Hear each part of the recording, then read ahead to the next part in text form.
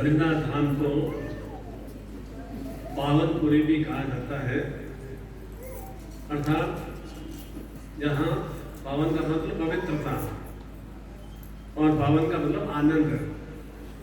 और बड़े बड़े विशाल विशाल हम यहाँ वृक्ष देखते हैं जिनकी आयु हजार हजार वर्ष रहती है और इतनी अधिक शीतलता बनी रहती है। और ऐसे शीतल स्थानों पर ही देवत्व शक्तियां निवास करती है। तात्पर्य क्या कि जिसके मन में भी शीतलता का भाव है, शांतता का भाव है, वही देवत्व शक्तियों से युक्त हो सकता है। और इसके विपरीत जिसके मन में यदि क्रोध है, उन्माद है, गुस्सा है, ईर्ष्या है, द्वेष है, तो वह केवल और केवल जीवन में असामयिक मृत्यु को प्राप्त होता है। कल भी मैंने क्या बताया था, हरिद्वार में भी, कि व्यक्ति यदि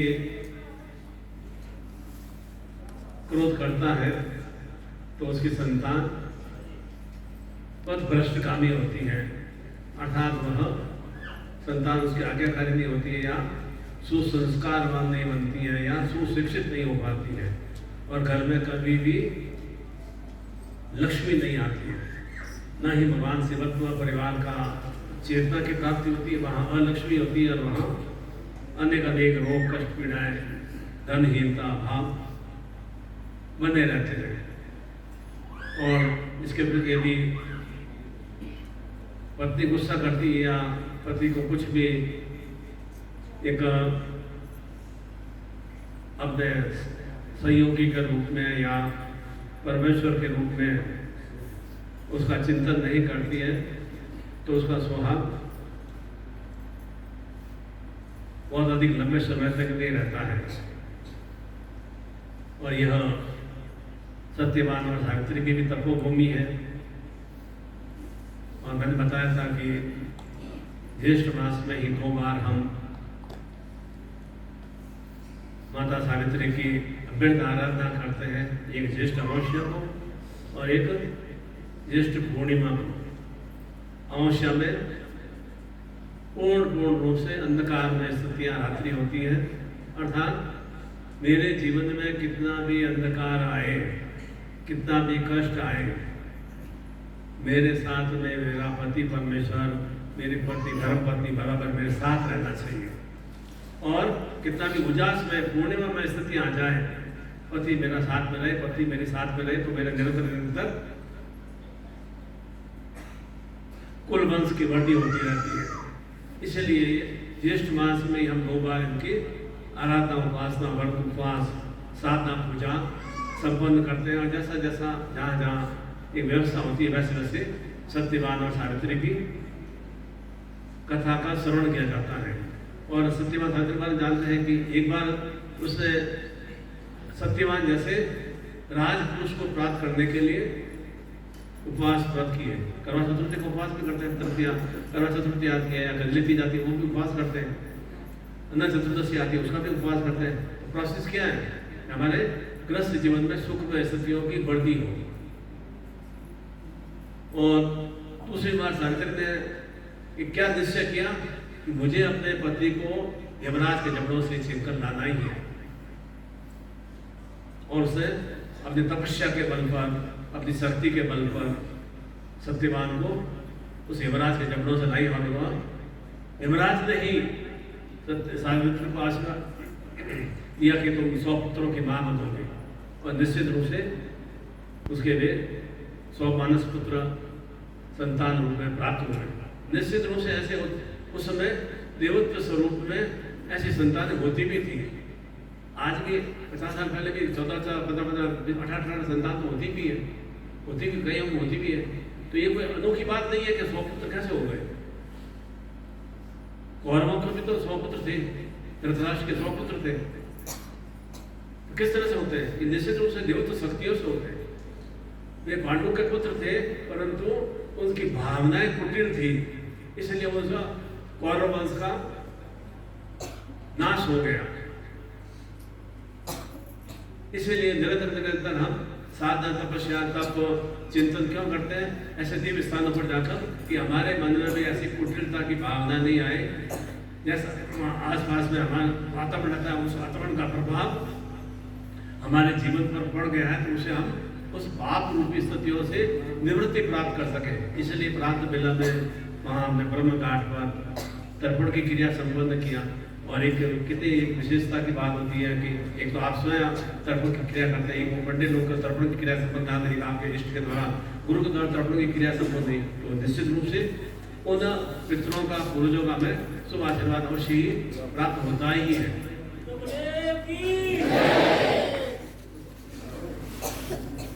और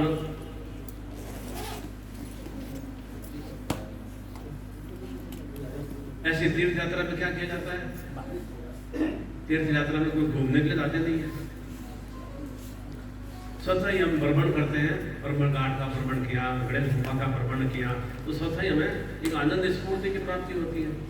इतना हमने हरियाली देखी, इतने हमने बड़े बड़े बर्फीले पहाड़ देखे, पूरा आनंद हमें लगता है। प्रकृति को हमने आभास से महसूस किया। एक गर्व की बात भी होती है कि मैंने गणेश गुफा के दर्शन किए, और आप ही के लिए जाकर वहाँ पर मैंने विशेष रूप से पूजा साधना भी संपन्न किया। और जैसा जैसा जैसा सदगुरुदेव ने निर्देश किया कि गणेश गुफा के वहाँ पर जाकर तुम्हें भी दोनों को पूजन संपन्न करना है, और उस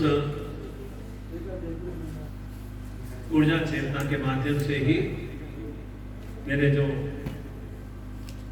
सैकड़ों साधक यहाँ आए हैं, और जो अपने घर में बैठकर भी चिंतन मनन निखिल का धारण का कर रहे हैं, उन्हें भी शक्तिपात की दीक्षा इस तरह की क्रिया संपन्न करके करना है।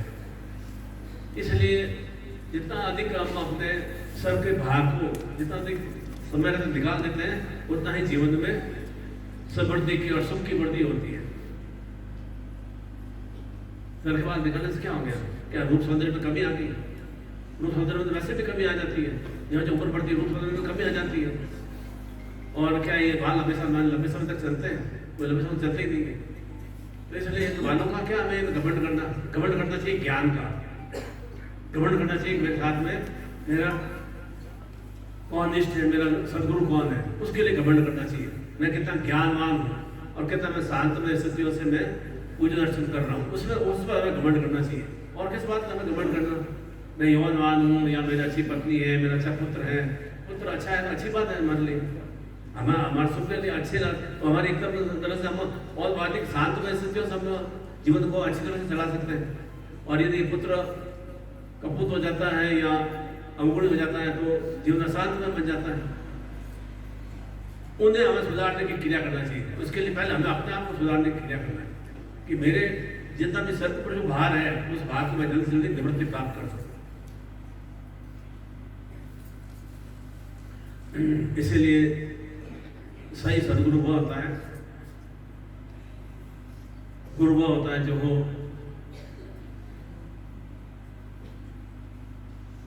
पहले स्वयं क्रिया करता है, पहले स्वयं साधना तपस्या करता है। मैं आपको निर्देश दे दूंगा, आप अपना इस तरह से सर के बाल अपने यहाँ ब्रह्म घाट में तर्पण करते हैं, अर्पण करते हैं, यहाँ बद्रीनाथ में तर्पण करते हैं, मैं करूँगी नहीं, आप खुद के मन में भी चिंतन आएगा। गुरु जी हमें निर्देश प्रदान कर रहे हैं और खुद आप कुछ ऐसी क्रिया नहीं कर रहे हैं। छोटी सी बात है, आप सुबह साहब ने भोजन भी ग्रहण नहीं किया, पर फिर भी आनंद भाव से बैठे ना, भोजन मैंने भी ग्रहण नहीं किया, चाहे जरूर किया मैंने भी, और वैसे ब्लैक टी हुई लेकिन आप भी आया था ये। तो उस तरह से अफसोस नहीं करना चाहिए कि मेरे शरीर का क्या होगा, घर पे जाऊंगा तो पत्नी क्या बोलेंगे, माता पिता क्या बोलेंगे। वे तो आप जाके ऐसे भी जाओगे तो बोलेंगे।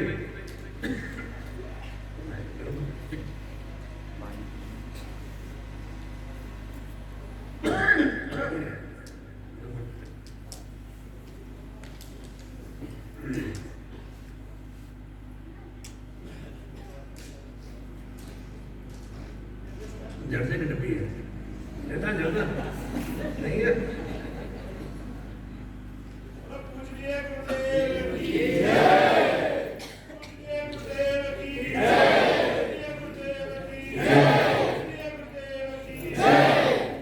इसके से छोड़ा आज ना जर्दा बेड़ी सिगरेट तंबाकू बहुत काम छोड़ गया ईमान कैसे बताना। अब गुरु के सामने क्या है, मतलब छुपाने करने के लिए करना है। जब भी ये ना जो जब मतलब जो हमारे शरीर को नुकसान प्रदान करती है उसको छोड़ने की क्रिया करना है। और किसी ने संकल्प लिया कि मैं आप इसे ब्लैक टी ही पीऊँगा, अगर चाय नहीं पीता जबरदस्ती ब्लैक टी पीना ही है आपको, ऐसा नहीं है। जो आप दूध वाली चाय पीते हैं वो हमारे आप यहाँ पर डॉक्टर संजीव जी हैं, हमारे डॉक्टर रवि कपूर जी हैं, हमारे डॉक्टर रवि हैं, जैसे आप प्रोसेस करो और भी डॉक्टर हैं, तो फिर वो डॉक्टर क्या कहते हैं दूध वाली चाय हमेशा एक पॉइजन का रूप धारण करती है। तो शरीर को जब जहर को फंसना है तब तो आपकी अलग बात है। चिंतन करके जाना है कि मेरे अंदर ये थोड़ी सी पूरी भावना चिंतन है, असत्य आचरण करने की भावना है या खान पान की भावना है, तो मैं इसको अभी से ही परित्याग करता हूँ।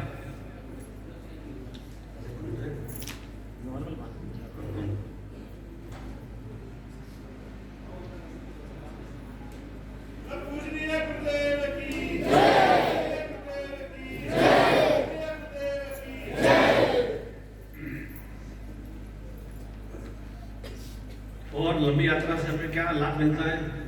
लंबी यात्रा तो मतलब है तो 300 किलोमीटर 310 किलोमीटर और लग गया उसमें 14-15 घंटे एवरेज लगा दो, मुश्किल से 20 किलोमीटर की स्पीड से 22 किलोमीटर की स्पीड से गाड़ी चली और जगह जगह कितना हमें एकदम रुकावट मिली, जाम मिला, अर्थात बार बार अवरोध वाला मिले। उसके बाद में हमारा क्या लक्ष्य था? कितने भी तरह के रुकावट आए, कितने भी तरह के जाम आए, कितने तरह के परेशान आए, हमें अपने लक्ष्य को प्राप्त करना और लक्ष्य तक हम आप पहुँच भी गए। किसी तरह से ये के बद्रीनाथ धाम पहुँचना है, पहुँच गए थे। यहाँ कैसे पहुँचे हम? अपने इष्ट की कृपा से पहुँचे। ऐसा एक चिंतन भाव करना चाहिए कि ऐसे आगे भी लंबी लंबी यात्राएं हो तो इष्ट की कृपा से हमारी यात्राएं निर्विघ्न रूप से संपन्न हो सके। और साथ ही साथ में किसी भी तरह की यात्रा को, कहीं भी आप यात्रा कर रहे हो, आप परिवार में के सदस्य के यहाँ जा रहे हैं, शादी विवाह मांगलिक कार्य में जा रहे हैं, उस यात्रा को बोझ नहीं समझना चाहिए। हार समझ के आप कहीं भी यात्रा करोगे ना, चाहे गुरुधाम भी आ रहे हैं, दिल्ली आ रहे हैं, जौनपुर आ रहे हैं, या और कहीं भी साधा शिविर जा रहे हैं, या कहीं आप मित्र से मिलने भी जा रहे हैं या रिश्तेदार को मिलने भी जा रहे हैं, उसे यात्रा को बोझ नहीं समझते हैं। 1 घंटे की यात्रा हो, चाहे 5 घंटे की यात्रा हो, चाहे 5 दिवस की यात्रा हो, उसको बोझ नहीं समझना चाहिए। और साथ ही साथ उस आध्यात्मिक यात्रा में, देव यात्रा में हमेशा सकारात्मक चीज़ों को प्राप्त करना चाहिए और नकारात्मक चीज़ों में त्यागनी चाहिए। और साथ ही साथ में विशेष रूप से कुछ न कुछ नया सीखने की क्रिया प्रारंभ करनी चाहिए कि मैं यहाँ से मैं क्या नया संकल्प लेकर जा रहा हूँ और उस नवीन संकल्प को मैं किस तरह से प्राप्त करूँ। इसलिए अभी मैं थोड़ा विशेष रूप से सही है।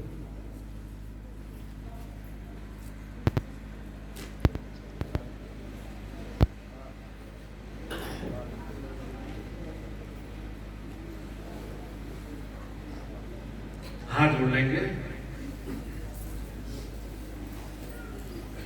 एकदम कमर सीधी रखेंगे। बस वाला ने इतनी कमर हिला दी तब तो आपकी कमर झुक भी दे सकती है। कैसे आप ऐसे मेंटेनेंस से न सकते थे, ऐसे कमर तो आपकी कोई भी आपकी रेड गड्डी में लचक भी नहीं आई है और आएगी भी नहीं। अब आपको इतना परफेक्ट हो गया कि आगे वाले की कमर झुका देंगे, जो भी आपके शत्रु भाग में रखेंगे तो उसकी आपको कमर झुका दी है। ओम की ध्वनि करेंगे, हरि ओम।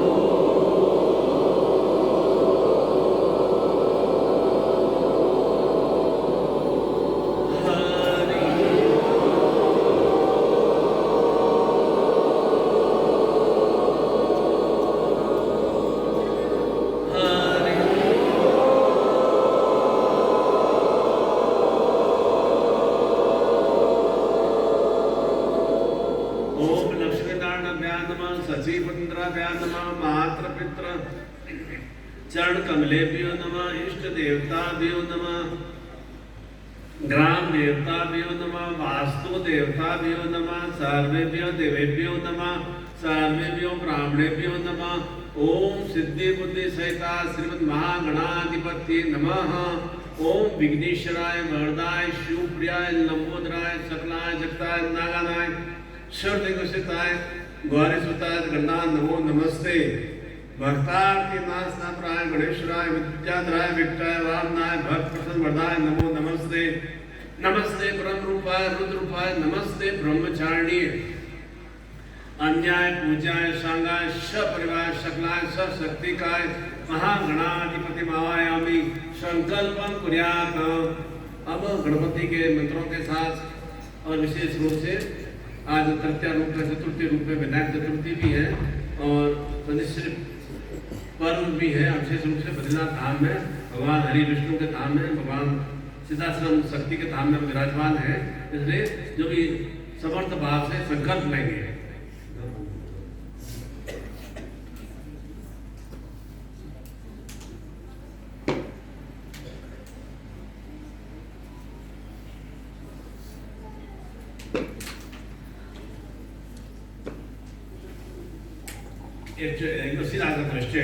ओम विष्णु विष्णु विष्णु विष्णु श्रीमद् भगवतो महापुरुषस्यं विष्णुराज्ञां वर्तमानस्यं नित्यपराग्रे श्री श्वेतवाधा कल्पे अष्टाविंशतिके में कलियुगे जम्बूद्वीपे भूलोके भरतखंडे संवत 2081 ज्येष्ठ मासे शुक्ल पक्षे तृतीयां तिथो चतुर्थ्यां तिथो विनायक चतुर्थी दिवसे गुरु ग्रहे बद्रीनाथ धाम क्षेत्रे हरिभूमि क्षेत्रे पूर्ण विष्णु लक्ष्मी क्षेत्रे सिद्धाश्रम क्षेत्रे उत्तराखंड क्षेत्रे भारतवर्षे सदिश्चर वासे सदगुरु शरणाय कमलाय विंदे पूर्णतः शक्तिपात दीक्षा प्राप्त करती।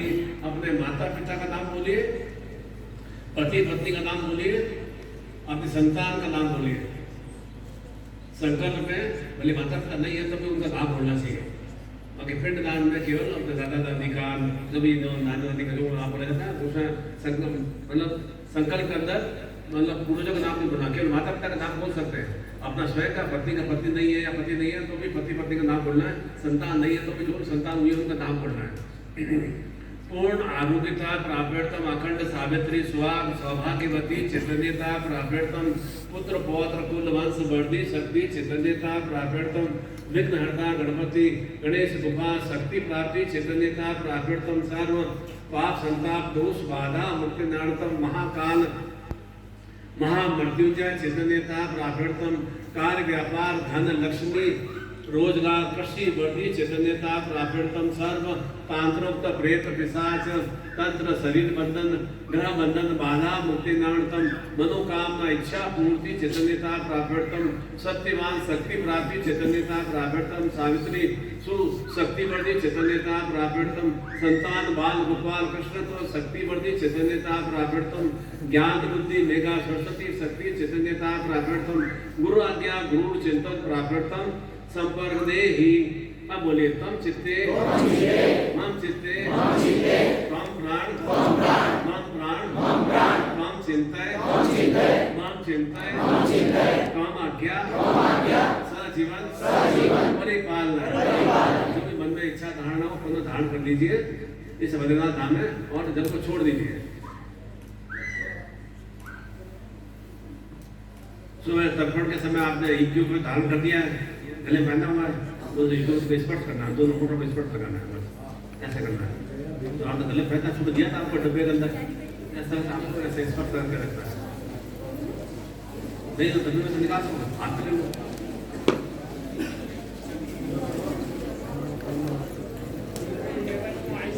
हाथ पकड़ खोलना है,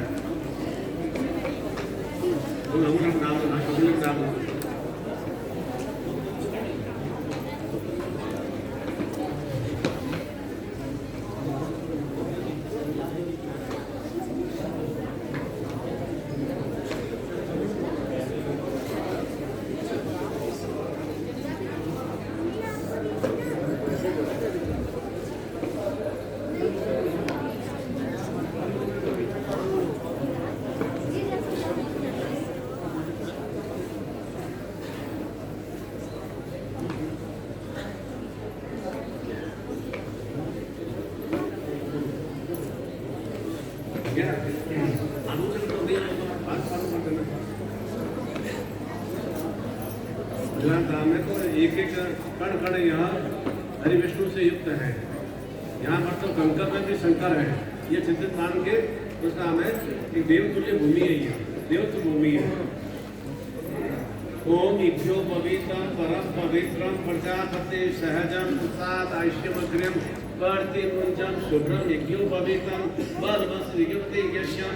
ओम शांतिरस्तु पुष्टिरस्तु तुष्टिरस्तु वर्धिरस्तु अविघ्नमस्तु आयुष्यमस्तु आरोग्यमस्तु शिवमस्तु शिव कर्मास्तु करचंद। ओम भगवती कात्यायन प्रताम भगवती माहेश्वरी प्रताम भगवती रिद्धिकर प्रताम भगवती वर्धिकर प्रताम भगवती पुष्टिकर प्रताम।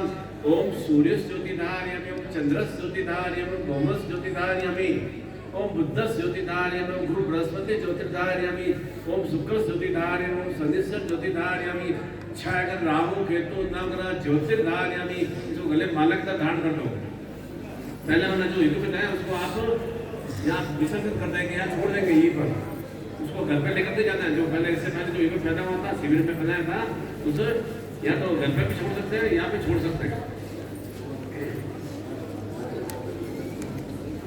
उन्हें हाथ खोल दो।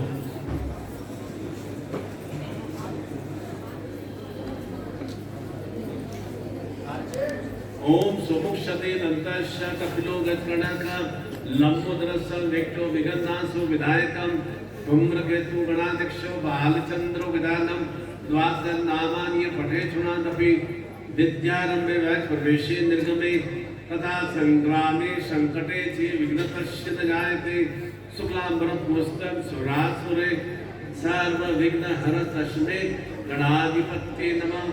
सर्व मंगल मांगल्ये शिवे सर्वार्थसाधिके शरणे त्र्यंबके गौरी नारायणे नमोस्तुते।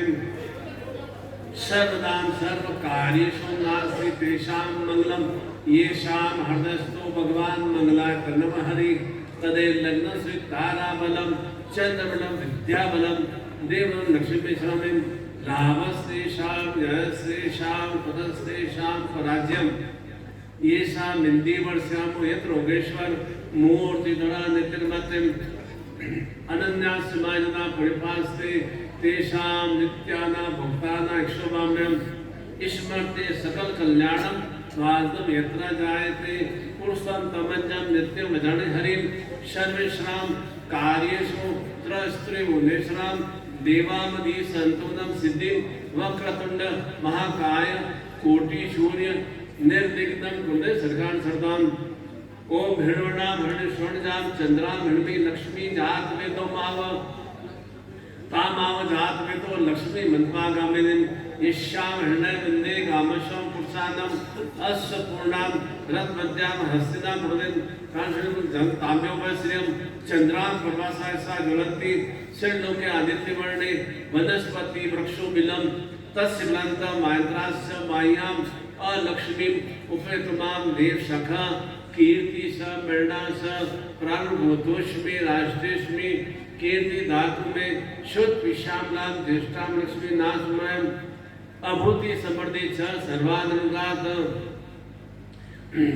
गंध द्वारा धुरसा नित्य पुष्टाम कृष्ण ईश्वरी सर भूताना काम्यवश्रम मनस कामा कोति वाचम सत्यम सीमई पशुना रुस कर्द में न प्रजा भूता में समरम कर्दम श्रीम आश्रय कुले आद्रा पुष्करणी पुष्टि पिंगला पद्मालिनी चंद्रा भंडी लक्ष्मी जात में दो माव आद्राय कर्णी स्वर्णा हिममालिनी सूर्या भंडी लक्ष्मी जात में दो माव तामाव जात में दो लक्ष्मी मंत्वा गावनिम यह सूची पठो भूता श्री सूक्तम जपेतम पूर्णतम ओम गणात्वाम गणपति को हवामहि गणपति को हवामहि निधिपति को हवामहि वैश्वमं आहम जानि गर्धम्मं तम जासि गर्धम। ओम अम्बे अम्बिके अम्बालिके न मांत्रि कसंसु भद्रिकां कांपिल्यवासन सुशांतिर्भवतु ध्याय नित्यं महिषं चारु चतुरत्ना कल्पो ज्वालांगम विश्ववाद्य विश्ववद्य निखिल भैरव पंचवर्त नेत्रम जाग्र्यम। ओम नमो संवाय च शंकराय च मस्कराय च शिवाय च सिद्धराय च पूर्णतम गुरु प्रार्थना कुर्यात। पहले दोनों हाथों को आगे चक्कर कर दे स्पर्श कराना और गुरु प्रार्थना करेंगे। आत्मीय भाव से हृदय हाथ खुले रखते हैं, हृदय के साथ हाथ रहना चाहिए गुरुर्ब्रह्मा गुरुर्विष्णु गुरुर्देवो महेश्वराय गुरु साक्षात् परब्रह्म तस्मै श्री गुरुवे नमः। ध्यानमूलं गुरुमूर्ति पूजामूलं गुरुपदं मंत्रमूलं गुरुवाक्यं मोक्षमूलं गुरुकृपा गुरुकृपायै केवलं गुरुकृपायै केवलं गुरुकृपायै केवलं तमेव माता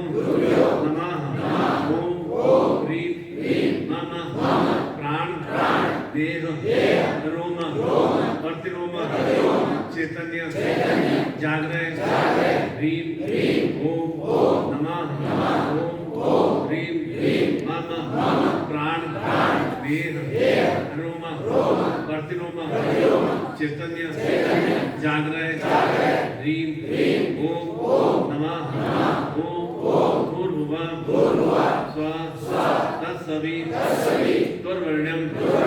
भर्गो देवस्य धीमहि धियो यो नः प्रचोदयात्।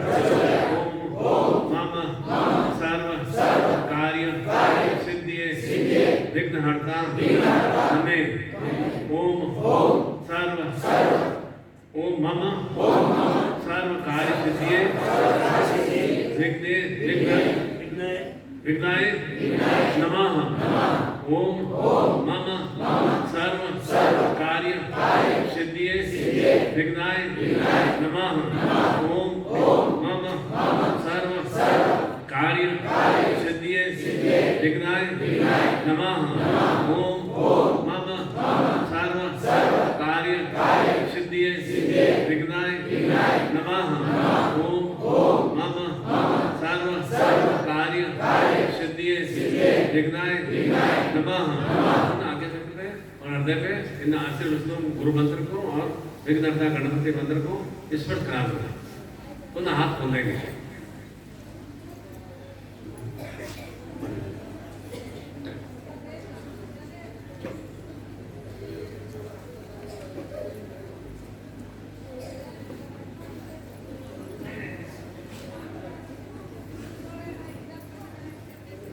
ओम स्वस्ति न इंद्रो सर्वा स्वस्ति न पूषा विश्ववेदा स्वस्ति नक्षत्रस्नेमि स्वस्ति नो बृहस्पतिर्धातु प्रगसा मरुत प्रसन्न मातरम शुभम यामानो विखेषु जगमय अग्नि जिह्वा मनव सूर्यस्व विश्वे नो देवावसाग मन्य भरत गणेशुण्याम देव हितम विदायु शतमित्नु सर्दयन्ति देवाम यत्राम नस्यक्राम जन संपुत्रा स्वयं पितरो भवन्ति मानमद्यारिता गन्तो अदिति घोरदिन्ति अंतरिक्ष माता सपिता सपुत्र विश्वे देवादिति पंच जनादिति जातमदिति नित्यं यो मम शिष्य ग्रे सर्व सुख सौभाग्यता प्राप्यर्थम आरोग्यता प्राप्यर्थम पुत्र पौत्र कुल वंश वर्धी शक्ति चैतन्यता प्राप्यर्थम कार्य व्यापार रोजगार कृषि धन लक्ष्मी कुबेर श्री शक्ति प्राप्ति चैतन्यता प्राप्यर्थम सर्व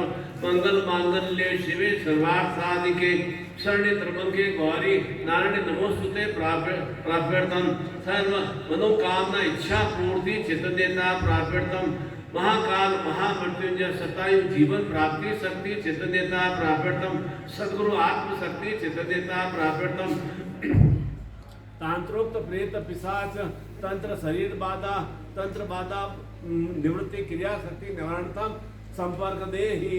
पुनः आज्ञा चक्र पे हृदय पे हाथों को स्पर्श करा दो। कि आपके जीवन में हर स्वरूप में सर्व मंगलमय स्थितियों का विस्तार हो। और इसीलिए मैं भगवान सदाशिव महादेव के और माता गौरी के श्री चरणों में नमन करता हूँ। जैसे निरंतर मेरे कार्य में निरंतर सताई जीवन भगवान सदाशिव महादेव की कृपा से और माता लक्ष्मी की कृपा से मुझे कुबेर सिद्धि की प्राप्ति और विघ्नहर्ता स्वरूप में मेरे परिवार में निरंतर सर्व कार्य सिद्धियों की प्राप्ति हो सके।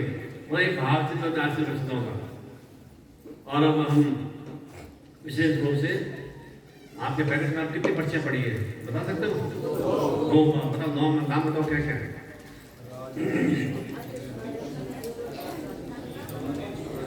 बड़ो क्या है, दूर से बोलो। राज राजेश्वरी है, एक बार दूसरी क्या है? अब राज राजेश्वरी की दीक्षा को इसके अंदर वापस खुल कर दो, दूसरी दीक्षा की पर्ची आप हाथ में रखते हैं।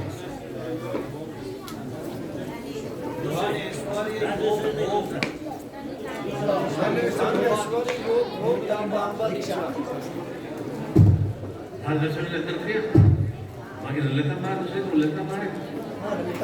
हाँ वो आता। अब एक मिनट पैकेट लेके आओ, पैकेट बंद कर दो, यहाँ लेके आओ, पैकेट लेके आओ, यहाँ के दे दो, एक पैकेट लाना है।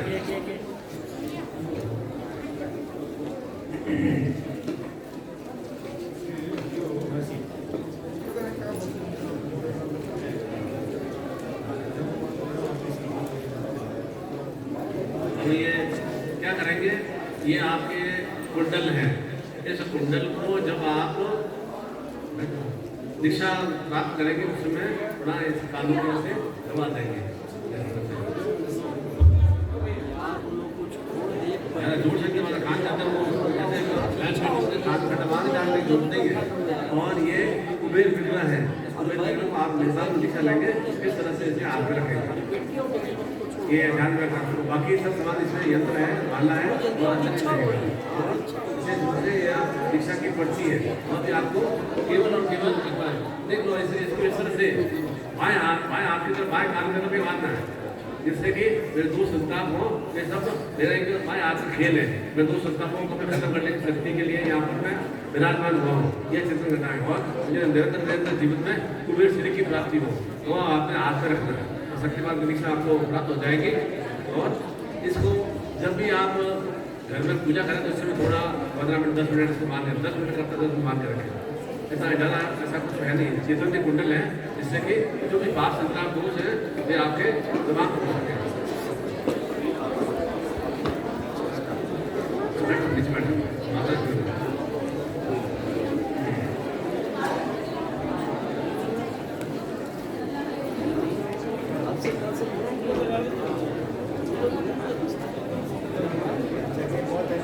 तो मैं आज संजय का क्या मालूम है।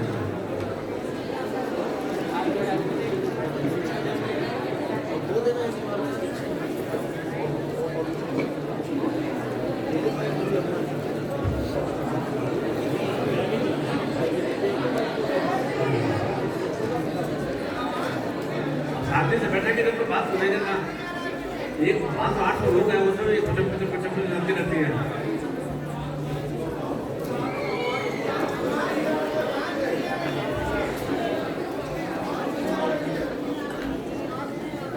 जो जितना ज़्यादा बोलता है ना तो उसका मान के चलो कि उसका मन बहुत अशांत है।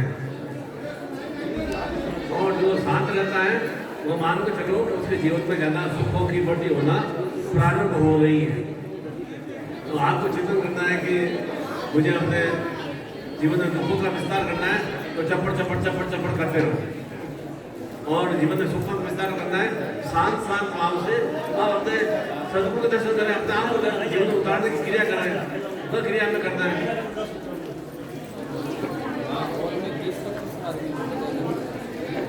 और जब एक जगह बैठे तो आगे पीछे क्या हो रहे हैं सब, भाई खड़े रहो, आप शांत खड़े रहो।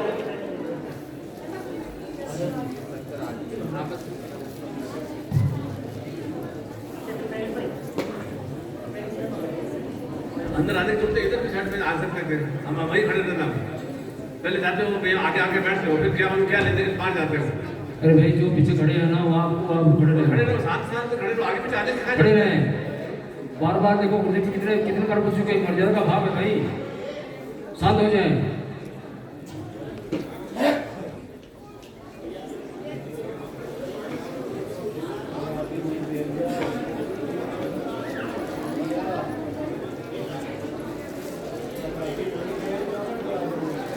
अब ये बैग के अंदर क्या है, ज्वेलरी है क्या बड़ी हुई है, कोई डायमंड भरे हुए हैं? भाई बैठ जाओ, भाई बैठ जाओ, टाइम लेकर बैठ जाओ।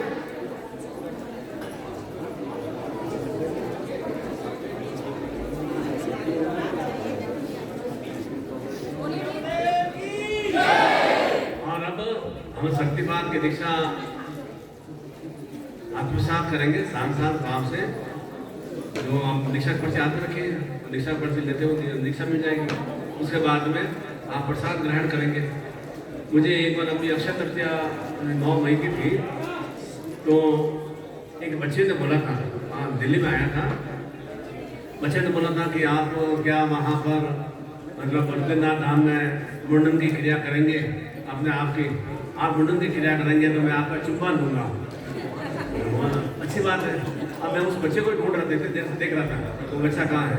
परंतु आप अगर मुंडन कराएंगे तो निश्चित रूप से मैं तो आप पूरा मस्तिष्क का चुम्बन ले लूंगा और पूरा दोनों हाथों से आशीर्वाद प्रदान करूंगा। और उसके बाद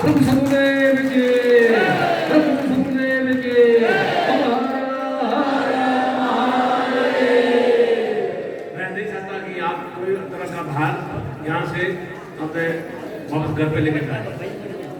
कुछ आप विशेष रूप से अपने बालों का तो कम से कम प्रतिज्ञा करेंगे, केवल और केवल पुरुषों के लिए और बच्चों के लिए और लड़कों के लिए है यह सिस्टम।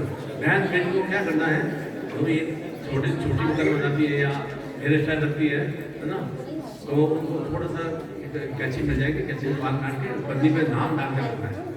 नाम डालने के मालेती देवी, नाम डालने की मतलब हेमा मालिनी, नाम डालने की ऐश्वर्या राय, अपना नाम डालना है, उनका नाम नहीं डालना है, अपना नाम लिखना है। मेरा नाम ये मालती देवी है, मेरा नाम ये कुछ भी ये ना सोनिया है, वो अपना नाम लिखना है और छोटे 3-4 बार उसमें डाल देना है और वो पर्ची उसमें डाल देनी है। उसको शक्तिवादी पूरा मुंडन की क्रिया बहन बेटियों को नहीं कराना है, थोड़ा एक उनके लिए विशेष प्रोसेस बंधन है, वो थोड़ा से बांध में करना है। बहन बच्चे मतलब एक तरह से श्रृंगार का सामान यहाँ रख के तिलक लगाती है या बिंदी लगाती है, आदमी तो लगाते नहीं है, ये तो उनका सिस्टम एक अलग बाहर से था। बहन बेटियों को अच्छी तरह का कोई बहन बेटी को मुंडन कराने आ सकता है, छोटी लड़की भी का मुंडन नहीं कराना है, ये ध्यान रखें। केवल पुरुषों का लड़कों को कराना है, जिससे कि उनके जीवन में हर रूप में सुसमृद्धिशाली स्थितियों की बढ़ती हो, उनके जीवन में हर रूप में कुल वंश की बढ़ती हो, और जो भी मन मस्तिष्क में जितना भी उनके भीतर में जो भी दूसरे लोगों के कारण से, अपने परिवार के सदस्यों के कारण से या आस पड़ोस के लोगों के कारण से जितने भी उन्होंने विकार भरे हैं और विकारों के कारण से हम निर्दयता परेशान से बैठे रहते हैं, उन्हें अवश्य मुंडन कराना ही चाहिए। और मैं ये मुंडन इसलिए कराता हूँ कि आपके पाप संताप दोष खत्म हो सके, इसलिए मैं मुंडन की क्रिया सदगुरु ने आके प्रदान किया था। दीक्षा में वहां भी कर सकता था।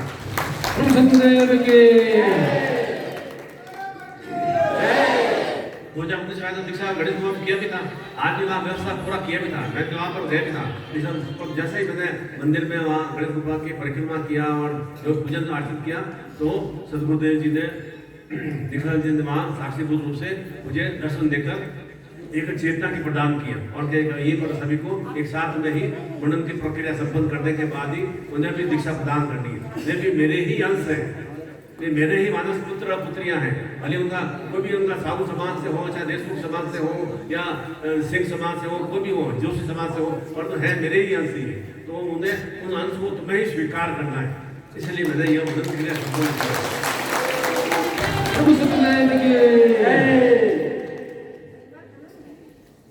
अब देखता हूँ इसमें से कितना बट करते हैं कि नहीं नहीं मेरा थोड़ा रूप सौंदर्य कम हो जाएगा, मेरे को मेरी प्रेमिका पसंद नहीं करेगी, मेरा लवर मेरे को पसंद नहीं करेगा, लवर मेरे भाग जाएगी। क्या वैसे लवर तो हमेशा भागती है, भागने उसके पति नहीं भागेगी, ये आप निश्चित मानिए। मेरे पति वहाँ घर में रूम में विराजमान है, 40 साल से मेरे साथ भागी गए नहीं, मैं भी कहीं भाग नहीं सकता हूँ। ऐसा हमारा एकदम कच्चे धागे सा मतलब टूटता नहीं है, कच्चा धागा इतना मजबूत है। आपके पति पत्नी का कच्चा धागा इतना मजबूत रहे तो कभी टूटे नहीं। और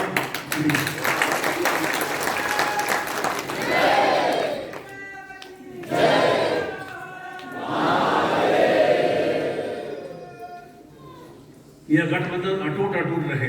और अटूट अटूट के साथ में यह है कि दोनों के भीतर में, पति पत्नी दोनों के भीतर में सुचिता और सरलता की वृद्धि हो। सुचिता मतलब सुचेतना की वृद्धि हो दोनों में, कोई पत्नी के लिए आवश्यक नहीं है। और सरलता रहे, दोनों के प्रति एक नम्रता का भाव रहे, प्रेम का भाव रहे।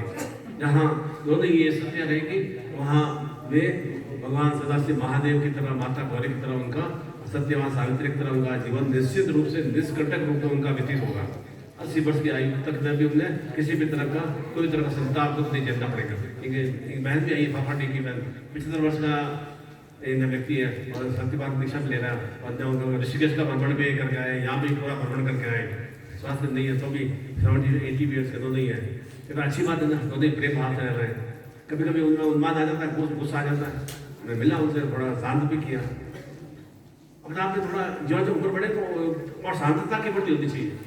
क्रोध और उन्माद की होती है छोटे छोटे बच्चों में। इसलिए मैं अपने आपको भी मैं यह संदेश देता हूँ कि बच्चों को भी निरंतर सुसंस्कार देने की क्रिया करें।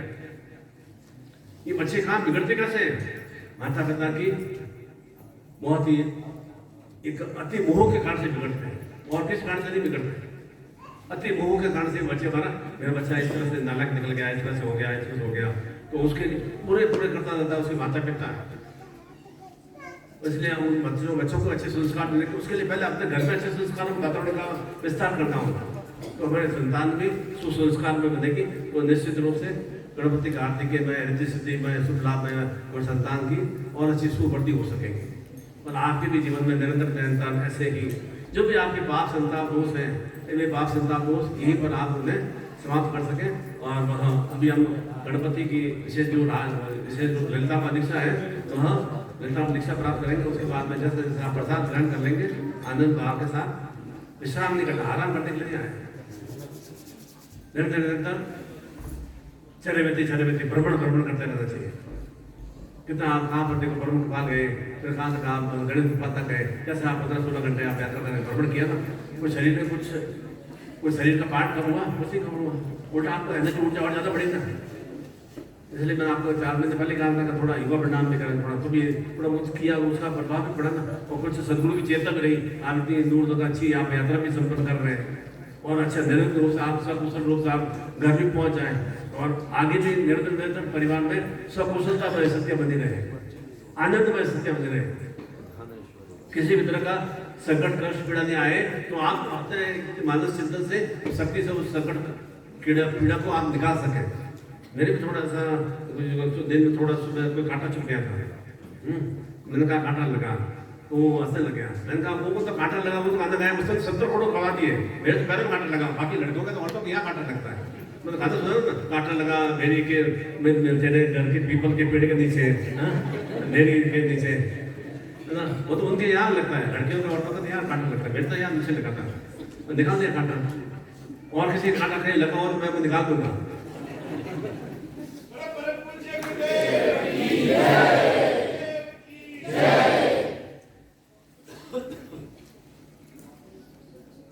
अब किसी को सर्दी तो नहीं लग रहा, ठंडा मौसम नहीं महसूस हो रहा है, कितनी अधिक आपने गर्मी ऊर्जा है और आप कहते हो मैं तो बहुत कमजोर सी हो गया हूँ, कमजोर हो गई हूँ, कितना एकदम बिल्कुल मेरी ताकत ही नहीं है। कहाँ से ऊर्जा ताकत कहाँ से आ रही है? इष्ट की कृपा से आ रही है। और आगे भी आपका शरीर में इष्ट की कृपा से ऊर्जा भी रहे और शीतलता भी रहे। ऐसा ही मैं आप सभी के जीवन में सुमंगलमय स्थितियों का विस्तार हो और निरंतर आपके जीवन में भगवती की अनुकंपा बनी रहे, निरंतर आपके जीवन में माता लक्ष्मी की चेतना का विस्तार हो, भगवान सदाशिव महादेव स्वरूप में, श्री नारायण स्वरूप में, निकट स्वरूप में आपको शक्तियों की प्राप्ति हो सके और निरंतर आप जीवन में उस बद्री विशाल के दर्शन कर सके। और भी आप चेतना ऊर्जा रहेगी तो और भी हम अच्छी यात्रा संपन्न करेंगे। निश्चित रूप से केवल और केवल आप इस वक्त चेतना के भाव चिंतन से ही अच्छी यात्रा संपन्न होगी।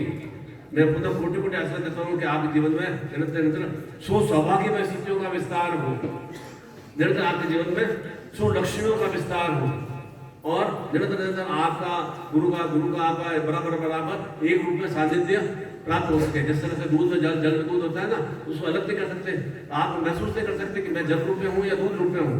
तो दूध रूप में भी आप है, जल रूप में भी आप है, गुरु भी आप है और शिष्य भी आप है। मैं भी ये मानता हूँ कि आप मुझ में, मैं आप में समाहित हूँ। ऐसा ही बाहर चलते थे धीरे परम पूज्य गुरुदेव की परम पूज्य गुरुदेव की परम पूज्य गुरुदेव की मुंडन की प्रक्रिया। हाँ, ये उड़ीसा वालों का, उड़ीसा सरकार में बैठे हैं गणेश मिश्रा जी, अरुण मिश्रा जी।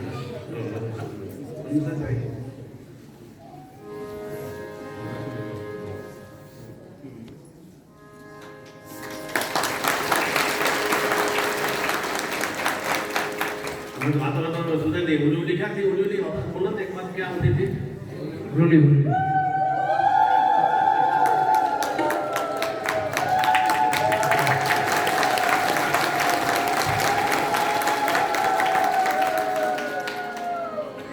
और जो भी मुंडन की क्रिया संपन्न करेंगे केवल 80 रुपए उसको एक तरह से दक्षिणा रूप में लेना, ऑनली 80 रुपीज देना है और पूरे रात साफ कर देगा।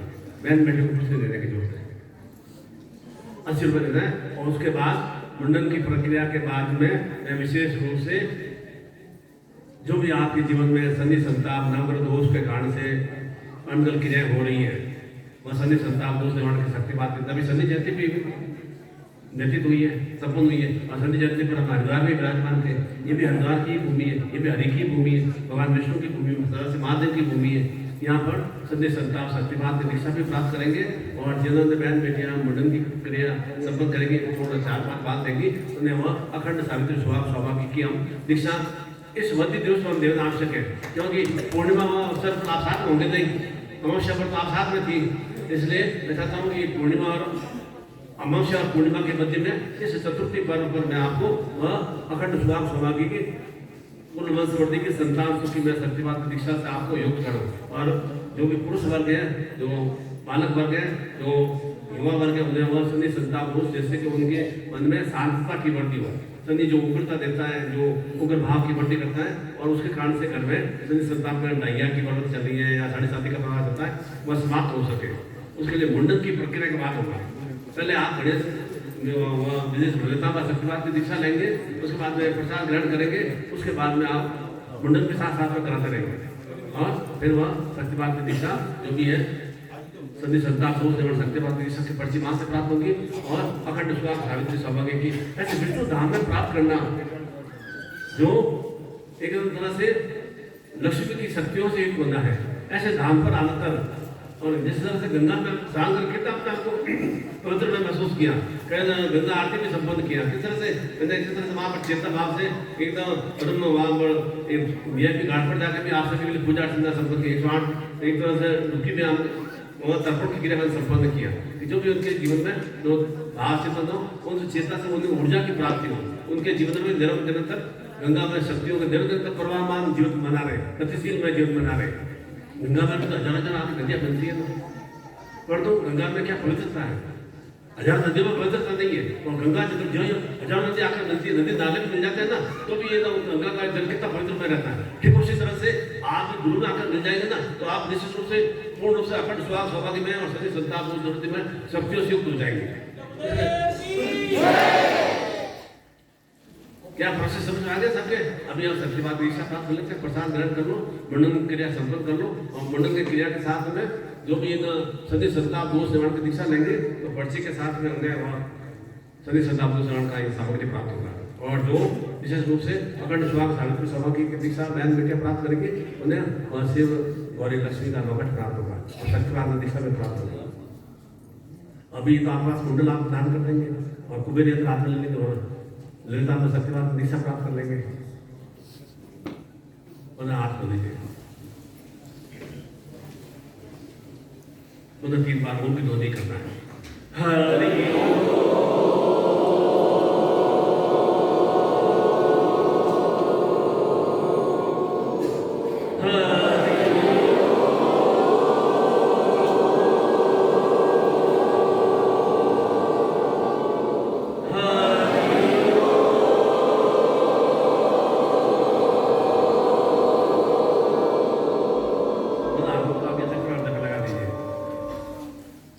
साथ सामान लेकर निकलना है।